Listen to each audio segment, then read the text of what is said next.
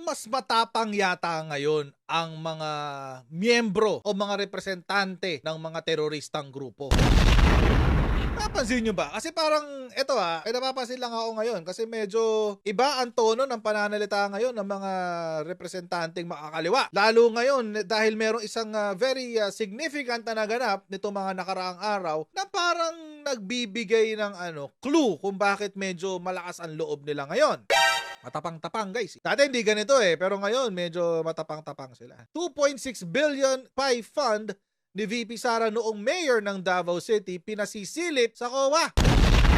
Okay, yan ang sinabi ng Bayan Muna. Sabi, bukod sa pagsilip sa 125 million confidential fund ni Vice President Sara Duterte noong 2022, hiniling ng Bayan Muna sa Commission on Audit na imbestigahan din ang 2.6 billion confidential fund noong siya pa ay mayor